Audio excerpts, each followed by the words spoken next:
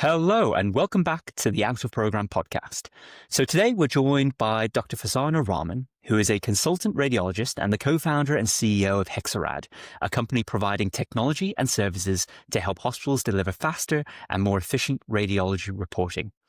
Hello, Farzana. Welcome to the show. Hi, nice to see you, Jane. So let's start from the beginning then. What got you into medicine? At school, I was a generalist. I was good at science. I liked problem solving. But if I'm completely honest, I didn't fall into medicine, but I wasn't really ever sure what I wanted to do. And so I think medicine, if you're good at science and you like problem solving, it feels like it ticks a box. So that was the main reason that I did it. So I don't have a great story. I knew from the age of 5, like my co-founder, Amy, she actually knew from a really young age she wanted to be a doctor. I don't have that story, unfortunately. So and I think, 17 is quite young to decide, but I was good at science. I liked problem solving and, medicine seemed like an interesting job. And there were lots of TV shows on at the time when I was applying that were about doctors. And I thought, oh, that looks quite good.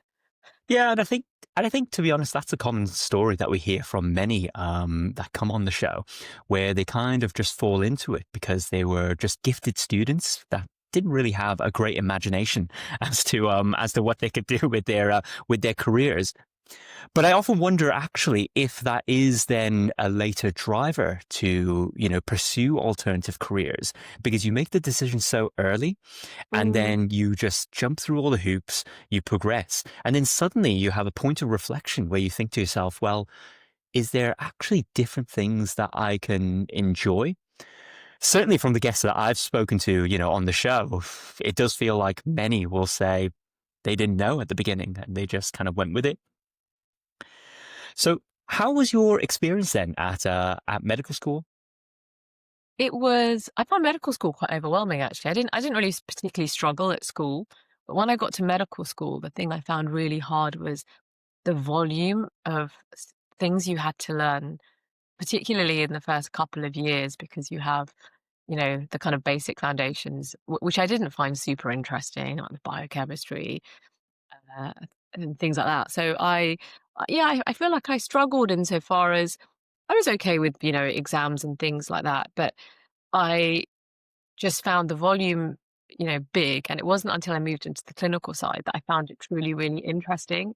I've said this before on other podcasts, like I don't like find the Krebs cycle super interesting, but you have to learn it, and you go down to this Speak for yourself. molecular levels of biochemistry. It just wasn't my thing. So I had a lot of fun, had a great social life, made some great friends. But I think in terms of that intellectual stimulation and really finding the subject interesting, I don't think I really found that until I started moving into the clinical part of medical school. And how did you process that feeling of, well, being overwhelmed? Did you channel it into other interests, or did it make you question your choice to study medicine? It's really funny that you say that, actually. I sometimes think about that myself. I don't think I really did anything other than just feeling a bit overwhelmed. And, I would, study hard for exams and cram and enjoyed the social aspect of medical school. But I don't feel like I was a particularly deep thinker. It sounds like a terrible thing to say, I was just having a lot of fun trying to kind of pass the exams.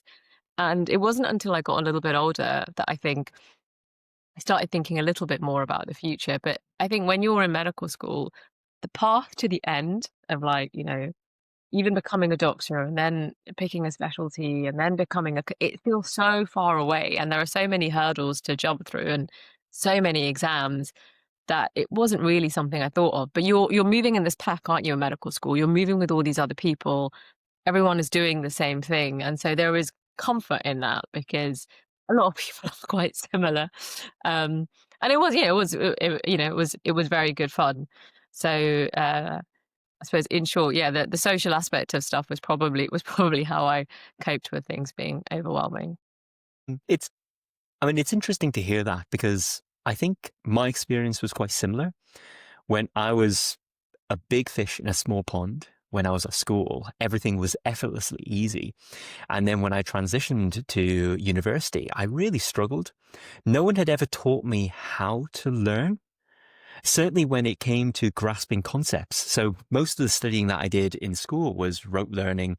And I know that in medicine, there's also a lot of that as well. But concepts like the Krebs cycle or, the action potential, these need some level of conceptual grasping that, my brain was just not geared to. So I loved my time at university and I really threw myself into the social side of things, did loads of things like MedSoc and, explored loads of the social elements. But I really didn't get much academic fulfillment. And I actually felt pretty demoralized. And for me personally, the reason why I asked this question is because it pushed me into exploring different paths from a relatively young age, at a relatively early career point, because I felt like I could never be as brilliant as the students around me. So I needed to find my alternative edge. But it sounds like that wasn't the case for yourself. It was.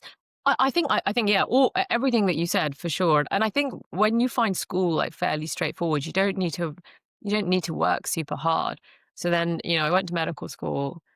I went out a lot, and then I remember coming to like study, and I had left like a week to study for the first set of exams, and I opened the books, and I was like, "Oh my gosh, there is so much to learn."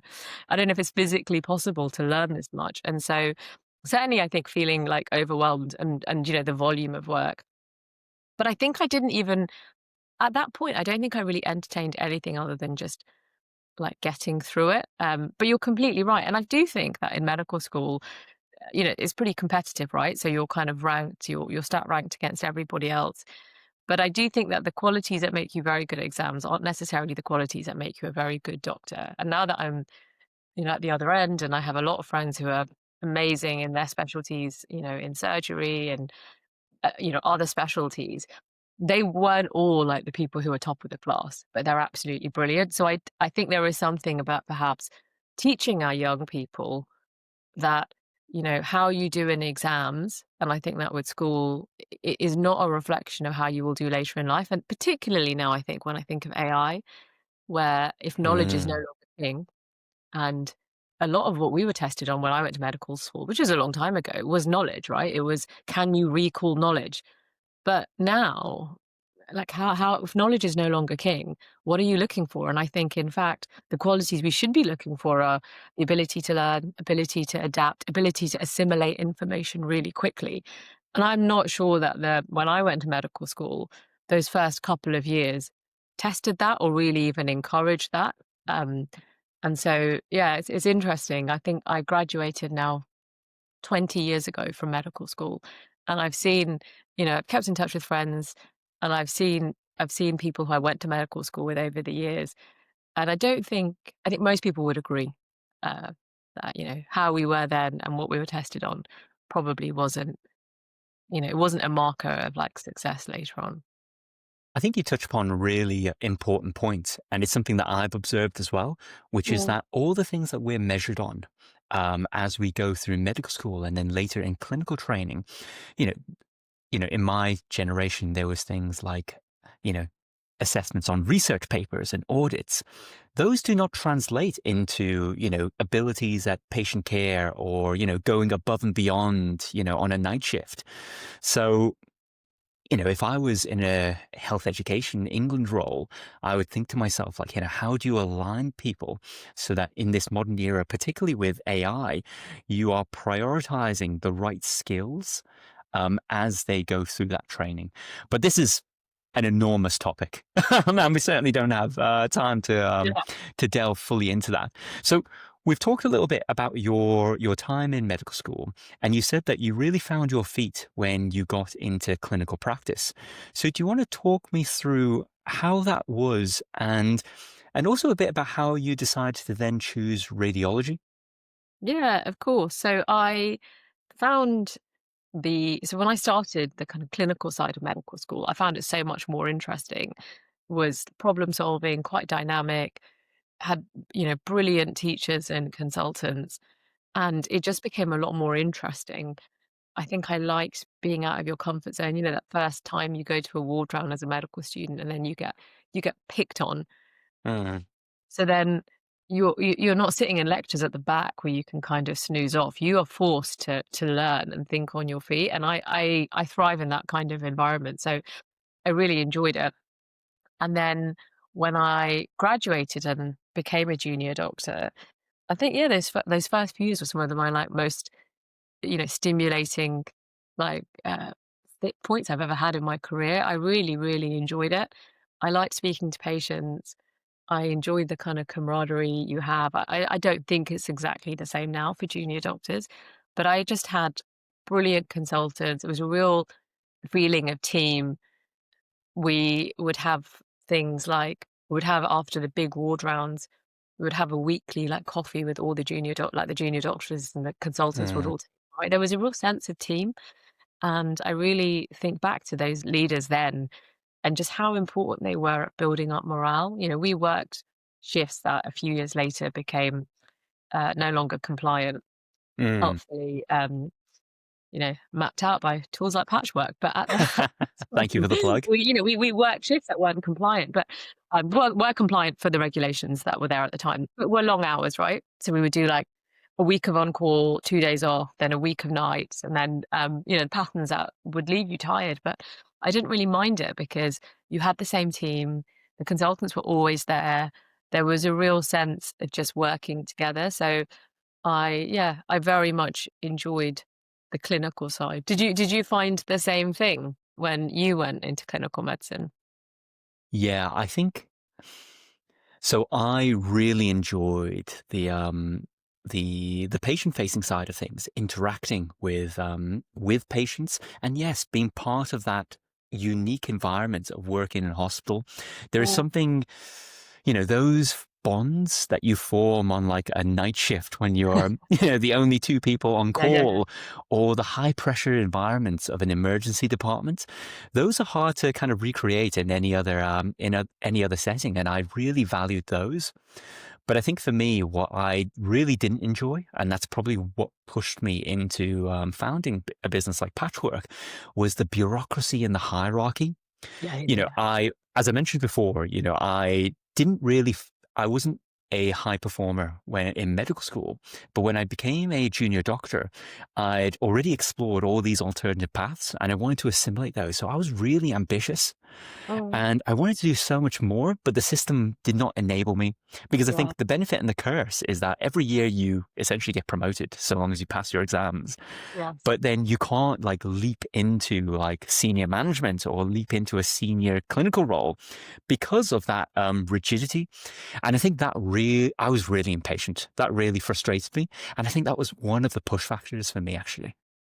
Yes, interesting. So the impatience of it, the impatience of the pace. Yeah, I can see that because you're completely right. I think what's really interesting is that from a clinical perspective, everything moves really quickly, right? Especially Mm, as a junior, you're always behind. You're always trying chasing your tail. So it's the opposite of um slow moving. But you're completely right from a management, from a rostering perspective. I mean, those are the things I don't miss, right? Yeah, applying for leave 7 months before for a friend's wedding, exactly. only to be told, sorry, I've just put you on the rota. Can you sort your own shift? Yeah, can you sort your own the stress of like, this is my best friend's wedding. I told you about it Yeah. ages ago. Yeah. And them just saying, yeah, sorry, you're just there. Find someone to swap with. Yeah, those were the things that I think, yeah, it's interesting now having, moved away from frontline NHS work. And I think Mm, how much that can demoralize, you know, junior doctors and how it's such an easy problem to solve. absolutely. Yeah. Absolutely. And so what made you then pick radiology specifically? Because radiology has a pretty high bar when it comes to exams, and you mentioned before that academically, it was a challenge at medical school. So then, what made you pick this? Yeah, I mean, I I found medical school challenging insofar as I found it difficult to keep up, but I've always been really good at exams. I went to the Ah, kind of okay. school that taught you how to pass Mm, exams. I so and again, I don't think passing exams is a really good indicator of what you're going to be. I just happened to be trained, so I could do fairly like low amounts of work and do pretty well in exams, which I think is a problem when you really think That's a about how, flex. yeah, but I think and coming back to your question about radiology. So I came to the end of my F2 and I didn't know what I wanted to do. I really struggled. I had no idea about like what I wanted to specialize in. And we had a thing at the time called MTAS, which was this Mm, national program. And I got caught up in that. I applied for surgery, which, I didn't even really want to do surgery, but I had a really great like surgical bosses. They were like, you should apply for surgery. So I did, not really thinking mm, what I wanted to do. And I got caught up in the MTAS debacle, where I didn't get a surgical job. And at the time, it felt like an absolute disaster. I really I thought like my life was over. I couldn't believe I didn't get a job. I didn't know what I wanted to do. And it was the first time having kind of floated through everything where I really had to do probably what you did, which was think about, well, what is it I in fact want to do now that mm. this, now that there's not like an obvious path. So I took and then I got offered a chance to do an MD with the surgical bosses that I was working with, and then to then reapply next year. And I realized I didn't really want to do it enough to to reapply and to do an MD, and it was like laparoscopic surgery or something. And so I decided to look at other career options. And that's when I just looked at what I wanted to do. I looked at general practice. I thought it was probably not suited to me. And then radiology, it's the kind of specialty that once you become a doctor, you see a lot more of radiology. And I Hmm. thought interventional radiology, there's a lot of like surgery that's happening. Is that everyone thinks about this when they do radiology? Everyone thinks I want to be an interventional radiologist. And so I was like, I'm going to be an interventional radiologist, and I like radiology. I like the problem solving.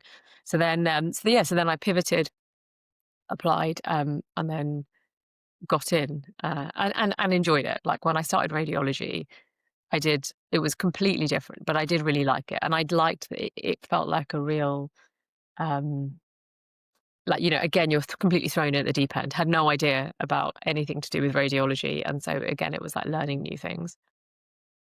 And at what point did you start looking at alternative roles? Because you made the step into digital health at some Mm, point in that career journey. Can you talk mm. me through the thinking there? Yeah, so I was about halfway through my radiology training. And so, after all these years where everything feels very, very far away, when you're halfway through your radiology training, you begin to see like, okay, I'm going to have to apply for a consultant job in 2 or 3 years. And that's when I just realized, I probably had the realization that you had, but much later, where I thought, I can't see myself being just a full-time consultant in the NHS. You finish radiology relatively early if you get a place, right? It's like 5 years, you do an Yep. extra year often. So you become a consultant, like, in your early 30s.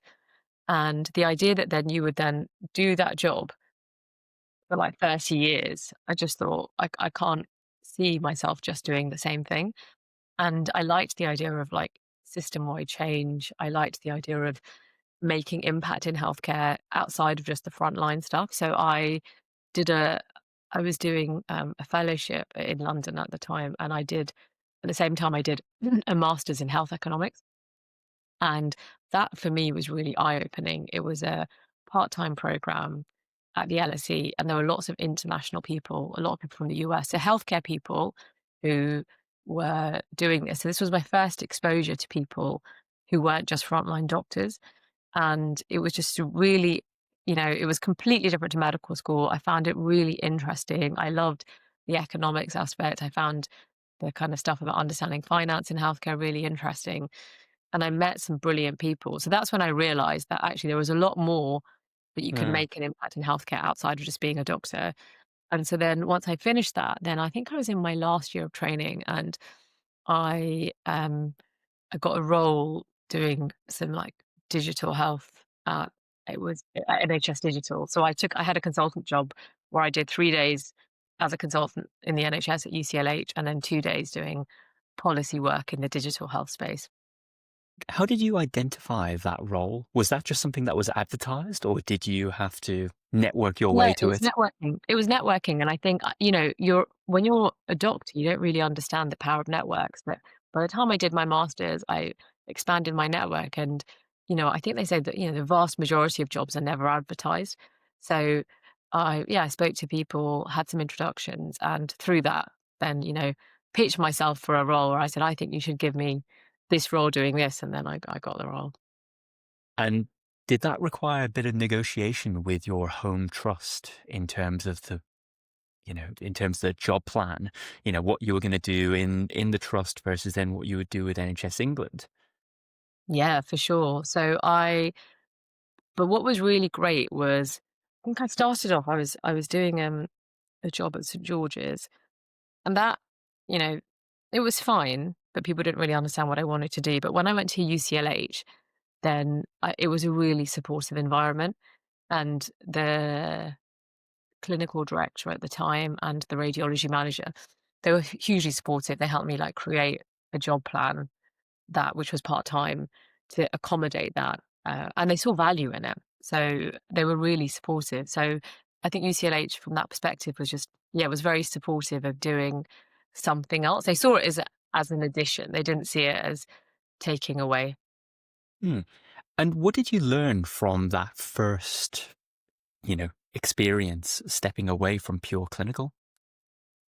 Um, it was interesting. I think it was my first experience of understanding what policy could be like, what policy work was. I think like you, I'm a really impatient person. Like every single leadership profile I do is really high. It's really highly scored as patience.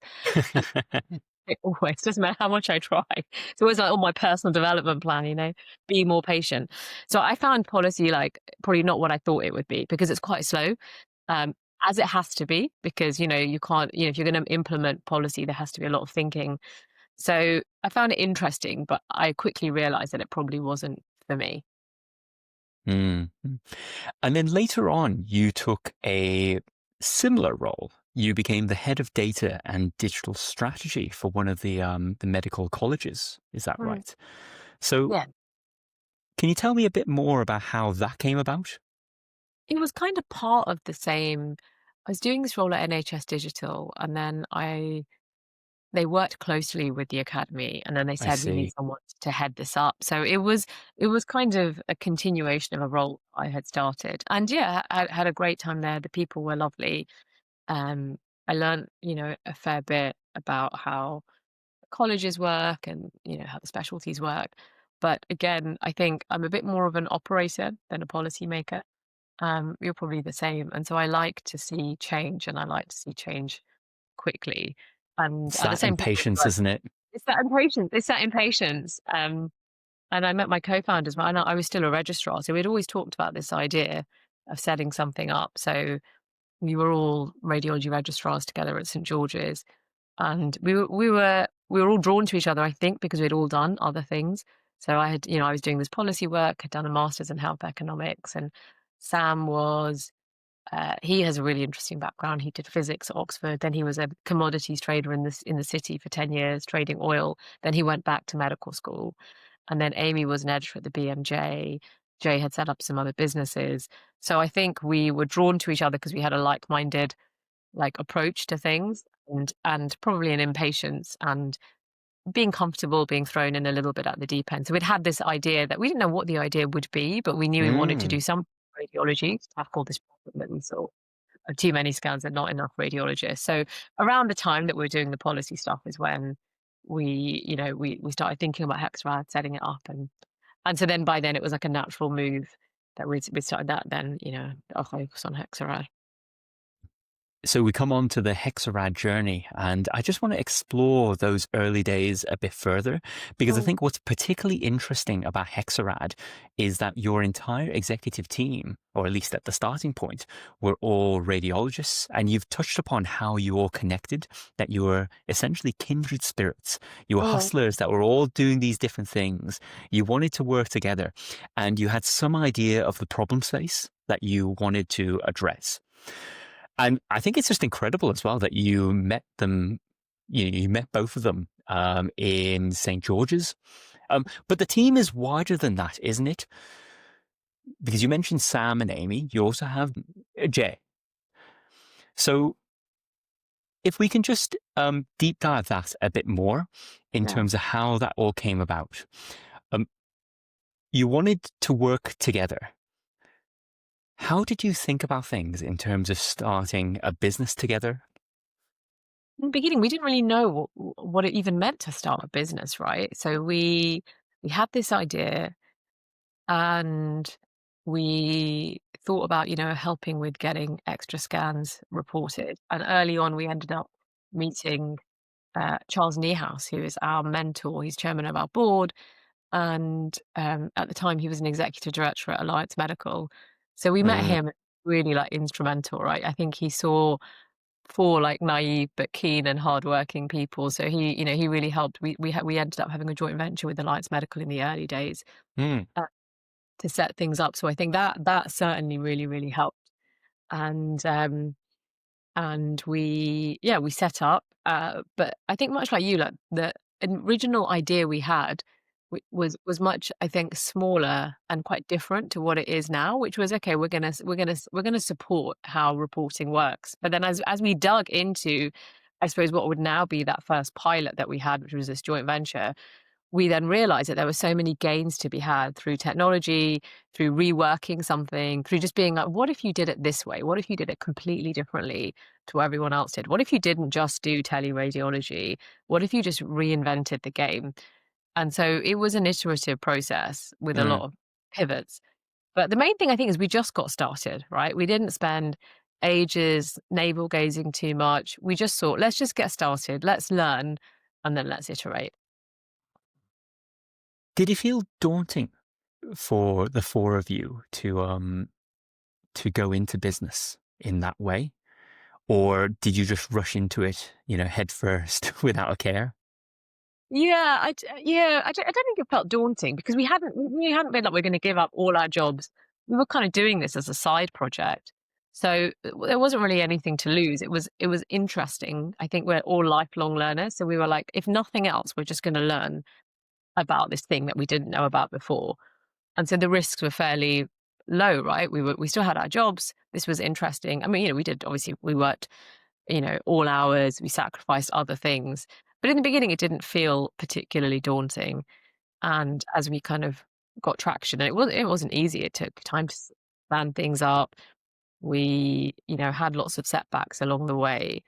But I think we just didn't think about it too much. We were like, if nothing else, this is interesting. Mm. And, we can always go back to being full-time consultants. It's not a bad fallback, is it? Yeah. But I think you make a really good point there when it comes to assessing the risk of doing something different, because starting a business is incredibly risky. The majority of startups fail, but the advantage that we have as doctors is that there's always demand for our services, particularly radiologists. So when you make that risk assessment, you realize that, well, you can actually take, bigger risks in business or in alternative careers because you always know that there's that fallback. And I imagine in the early days, you were balancing the work you were doing setting up Hexarad alongside your clinical practice. And as the business started becoming more successful, you would taper it back to eventually only then focusing on the business. Is that how it looked for you in those early years? Yeah, pretty much. I did the first kind of leap where I left clinical practice to focus on Hexarad, which was a combination of doing Hexarad, but also, I had a few other things. My husband had moved to a different country, so we were moving. So it kind of came at the right time where I thought this is a good time for me just to focus on it. But as you say, I think doctors, for a role that's quite full of risk, I think doctors are risk averse people, and so Mm, talk themselves out. And as you say, like, what is the real? You've got a job that you can always go back to. You're not in it. There's no rush to finish. If you're in your training, if you wanted to go back, you can always get a job. If you've taken some time out, you can revalidate and get your skills back. So why not just give it a go and have a bit of an adventure and try something different? At the end of it, even if what you thought didn't happen, and that certainly was the shape of our business now is very different to what we thought it would look like before.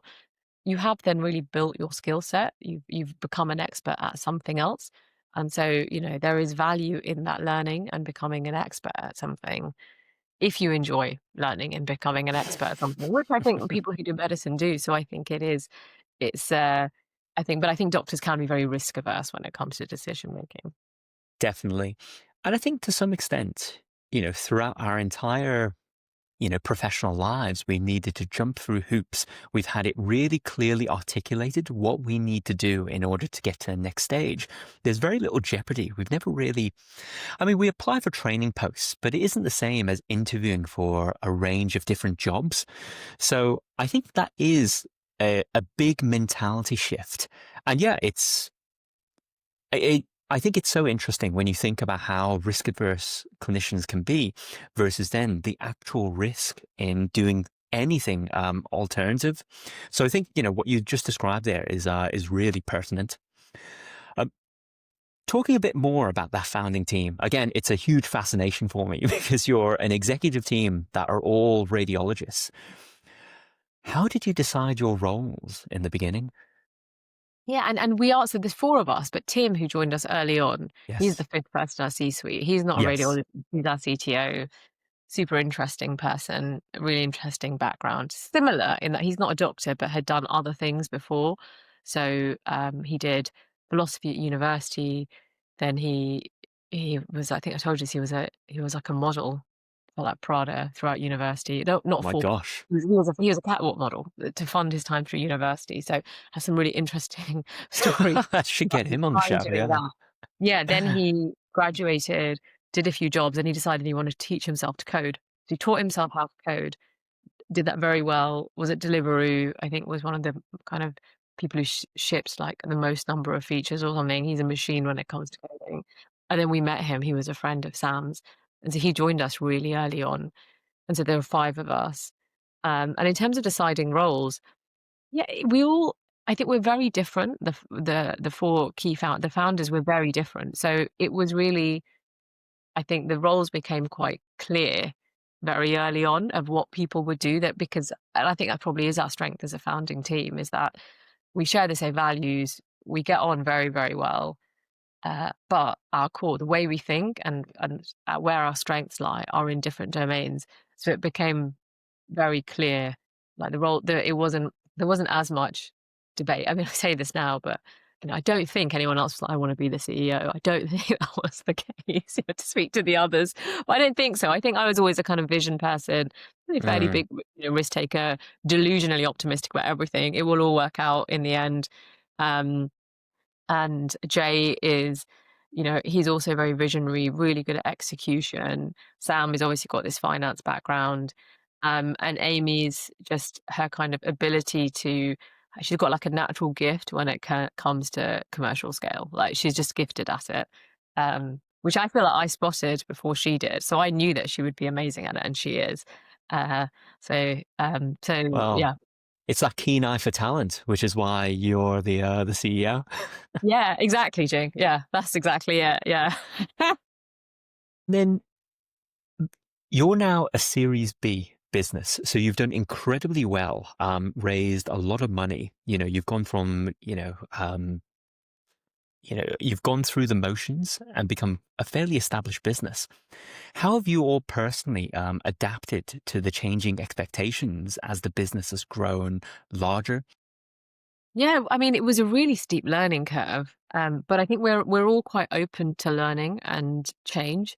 So, but for sure, I think scale is hard, and scale and growth, particularly in health tech. I always say that I feel like health tech in the UK is like fintech's poor lonely cousin, right? The big Yeah. categories in the UK in this space are all fintech. Right? That's like Yes. international darlings. Health tech it's hard doing that here, and so and for many different reasons. So I think we we had to learn. We've had to have like really frank kind of conversations about what does it mean to scale, what does it look like.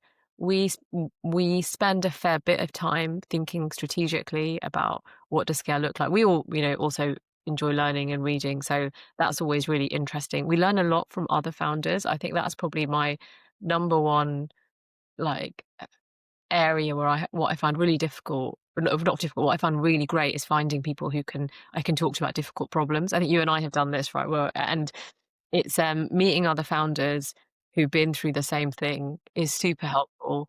Uh, and we've got advisors and board members who are brilliant. They've been through the same thing. They've exited companies.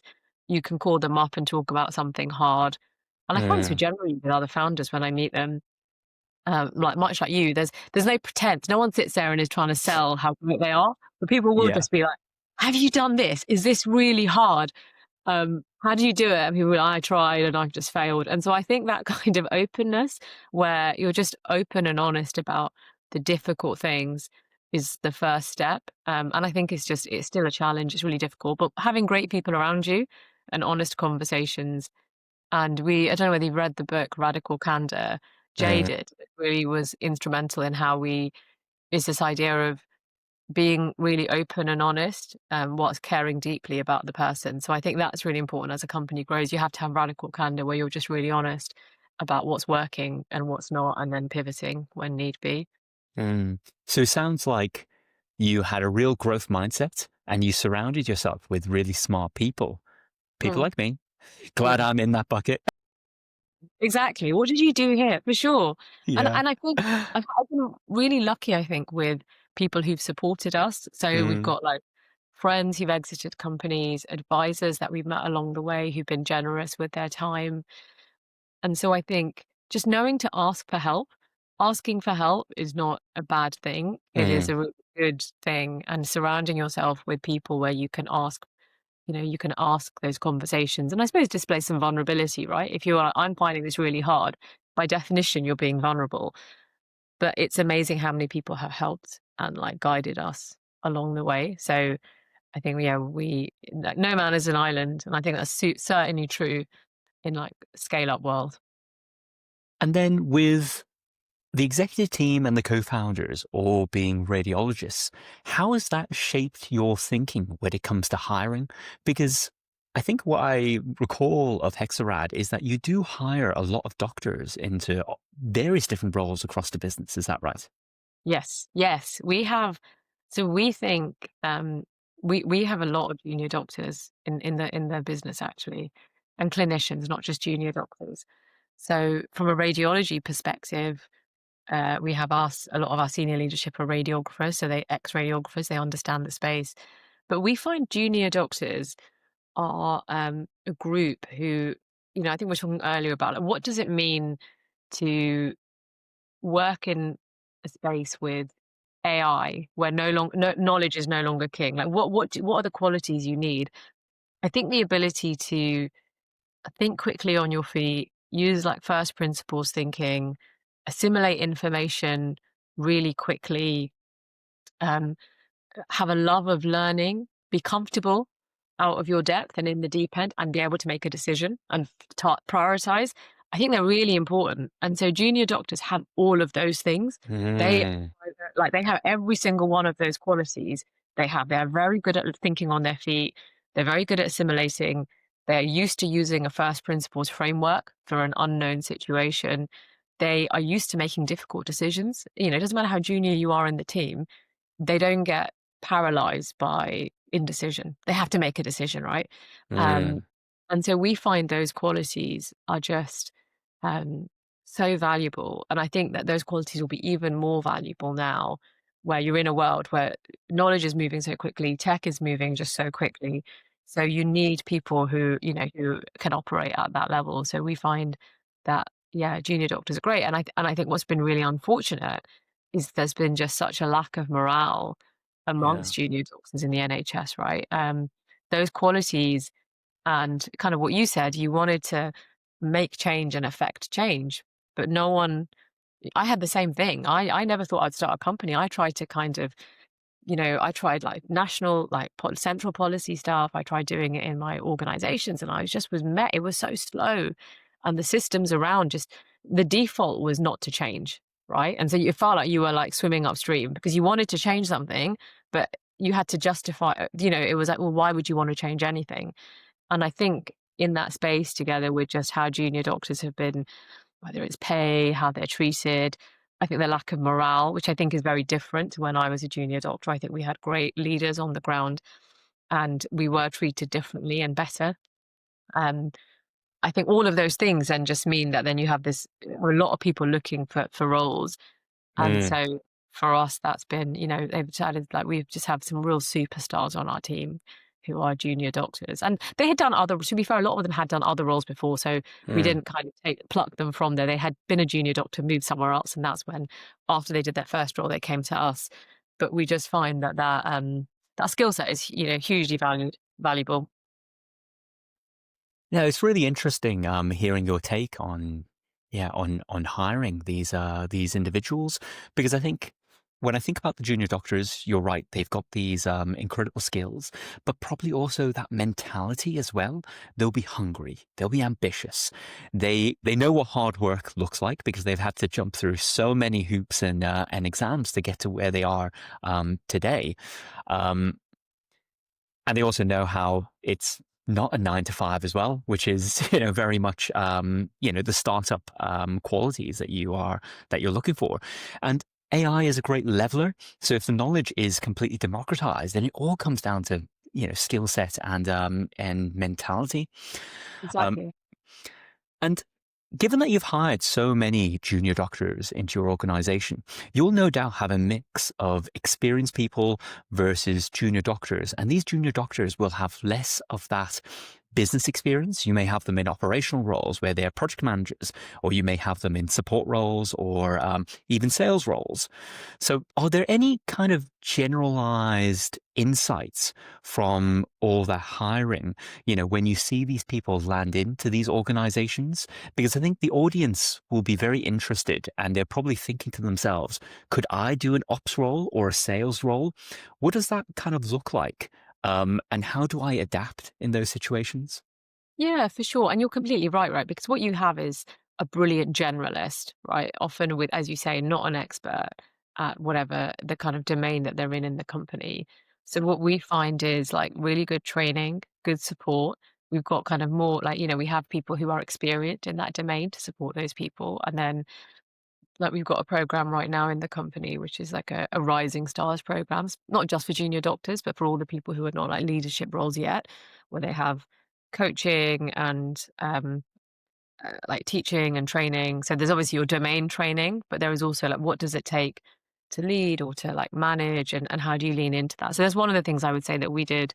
In fact, I think I was speaking to you and Anas about this like a couple of years ago. And I remember I think one of you said, we found coaching to be such a great investment, right? So, and this is why you kind of need to speak to other founders, right? Yeah. And I was like, that's a really great shout. I've had coaching before. So we had, so we have coaching for like obviously the C-suite, but the senior leadership team, we have like someone who we do that dedicated coaching for. And now we're bringing in a kind of coaching training program for those superstars in the company, right? So I think Wow. investing in like time and resource for those people where and it's not like all one-on-one, but it's like a program where there's peer learning has been really, really helpful. So I think what I would say is that if you join the right organization and they've thought about the role that you're going to be doing, you will for sure be thrown a little bit in the deep end. You'll be out of your comfort zone, but you should, there should be a way.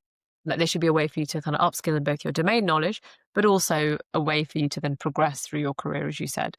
Junior docs are ambitious, whether they stay with your organization or they move on. They want at the end of it to be like, well, here I've got some really solid experience on my CV. I've got these great skills.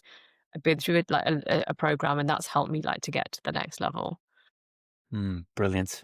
I think the audience will be particularly interested in how you've supported junior doctors into that transition into such a fast growing tech startup. It's a real ringing endorsement to your business. And I suppose we've come to present day, as it were. Um, you've obviously seen a lot of success with Hexarad.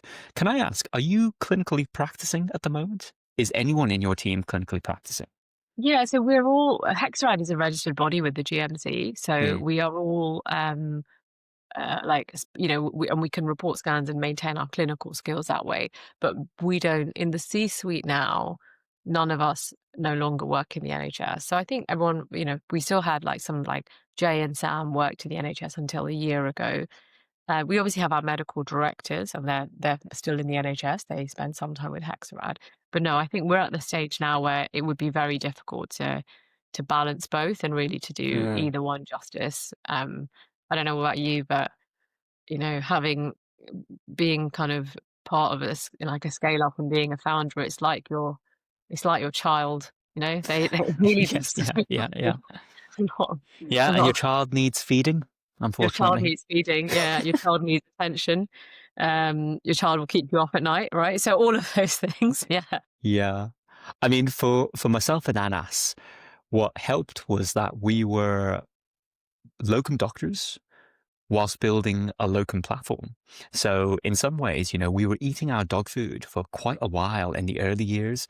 Anas managed to stay on much longer than I did because I trained in the northwest of England and the company was established in London.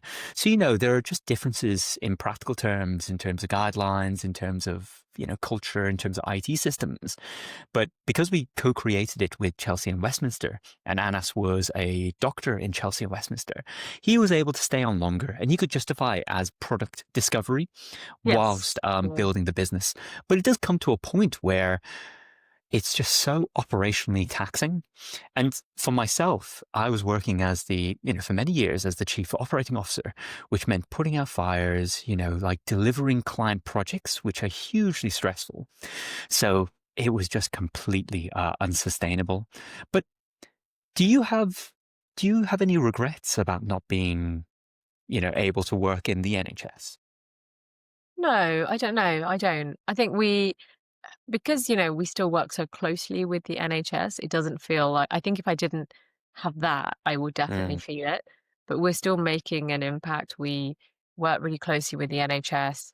We Our model is very much being partners, so we work really closely, and it's really rewarding to see how we can build solutions that help our customers. And that's helped us scale, actually. I think understanding the difficult problems, healthcare is messy, it's difficult.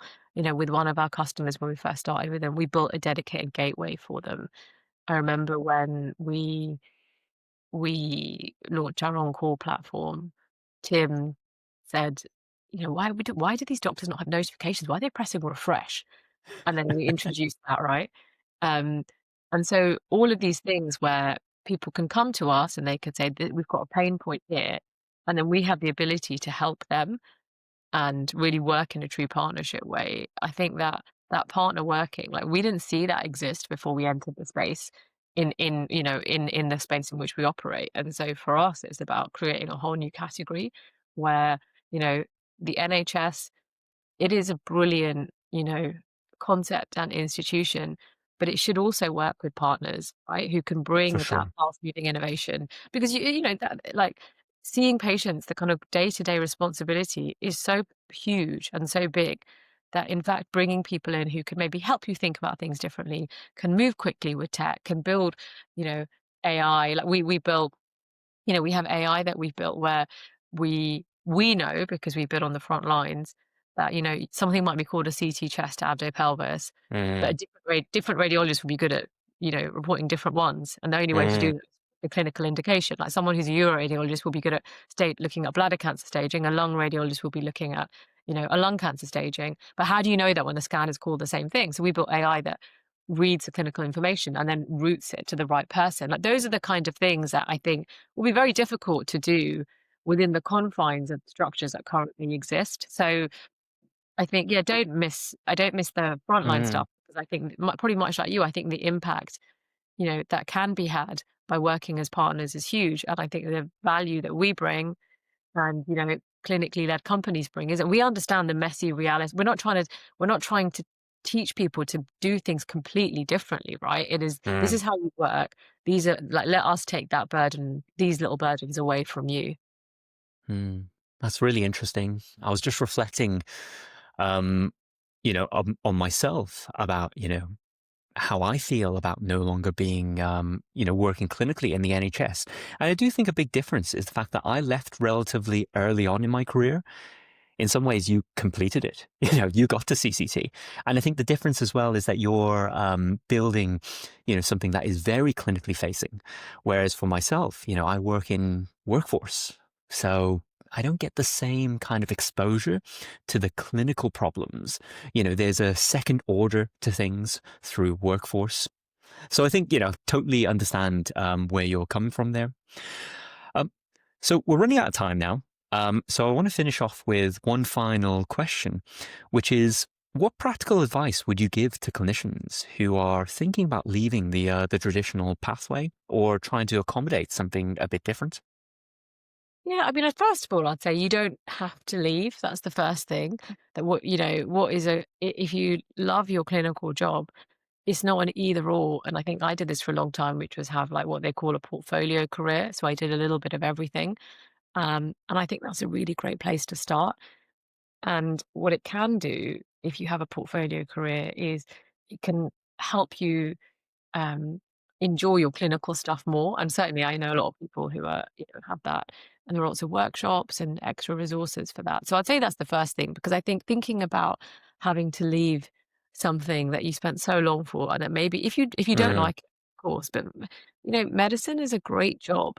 You have like a really rewarding career, and you help patients. It is a really important, impactful job, and so just because the way you're doing it right now doesn't feel right, it doesn't mean your only option is to leave. I think that's the first thing I would say. And I'm hoping that hospitals and institutions get better at recognizing that, so that they can then keep talent and also understand that if someone grows in their days outside of the NHS, that will probably end up being additive within the NHS. So that's the first thing I would say. And the second of all is just meet people, speak to people. And I think if you're just thinking about the outcome, you will end up feeling a lot of pressure. But if you take it as, this is a way for me to learn something new, this is a way for me to develop my skill set, and mm. at the end of it, it will be something interesting. It will feel like low pressure, and you won't be paralyzed with indecision. Fantastic. So that's all the time we have for today. Thank you so much for joining me today, Farzana. And for those listening, if you like what you hear and you want to support the show, please do like and subscribe to us on Apple Podcasts, Spotify, YouTube, or whatever podcast platform you're currently listening to us on. It would mean a lot to me, and it would help us spread the message to others exploring alternative paths. Thank you for joining us, and see you next time.